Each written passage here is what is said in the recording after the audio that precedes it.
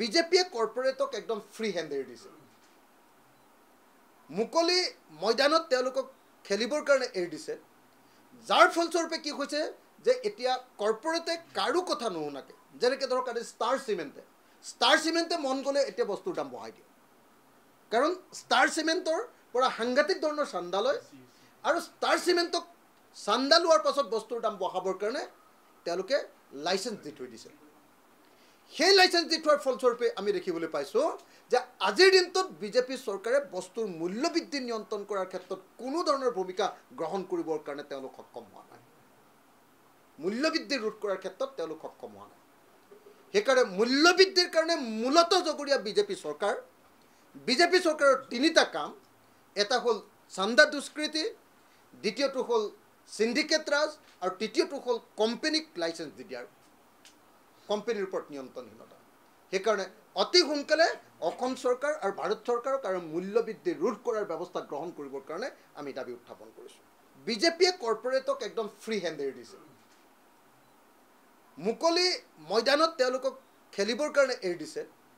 যাৰ ফলস্বৰূপে কি হৈছে যে এতিয়া কৰ্পৰেটে কাৰো কথা নুশুনাকে যেনেকৈ ধৰক আজি ষ্টাৰ চিমেণ্টে মন গ'লে এতিয়া বস্তুৰ দাম বঢ়াই দিয়ে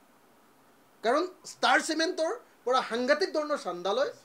আৰু ষ্টাৰ চিমেণ্টক চান্দা লোৱাৰ পাছত বস্তুৰ দাম বঢ়াবৰ কাৰণে তেওঁলোকে লাইচেঞ্চ দি থৈ দিছে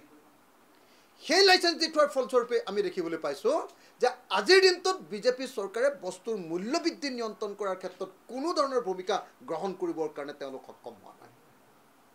মূল্য বৃদ্ধি ৰোধ কৰাৰ ক্ষেত্ৰত তেওঁলোক সক্ষম হোৱা নাই সেইকাৰণে মূল্য বৃদ্ধিৰ কাৰণে মূলত জগৰীয়া বিজেপি চৰকাৰৰ তিনিটা কাম এটা হ'ল চান্দা দুষ্কৃতি দ্বিতীয়টো হ'ল সিন্ডিকেট ৰাজ আৰু তৃতীয়টো হ'ল কোম্পানীক লাইচেঞ্চ দি দিয়াৰ কোম্পানীৰ ওপৰত নিয়ন্ত্ৰণহীনতা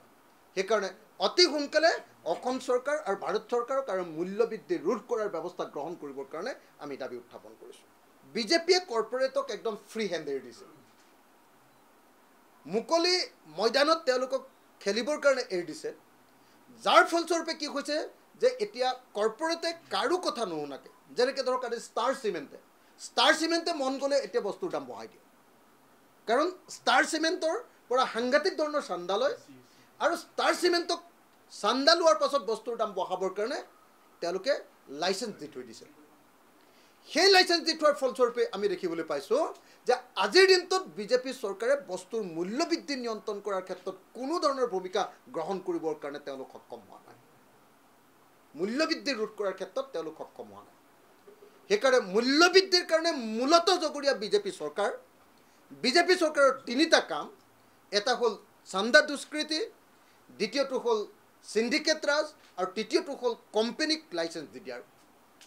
কোম্পানীৰ ওপৰত নিয়ন্ত্ৰণহীনতা সেইকাৰণে অতি সোনকালে অসম চৰকাৰ আৰু ভাৰত চৰকাৰক আৰু মূল্য বৃদ্ধি ৰোধ কৰাৰ ব্যৱস্থা গ্ৰহণ কৰিবৰ কাৰণে আমি দাবী উত্থাপন কৰিছোঁ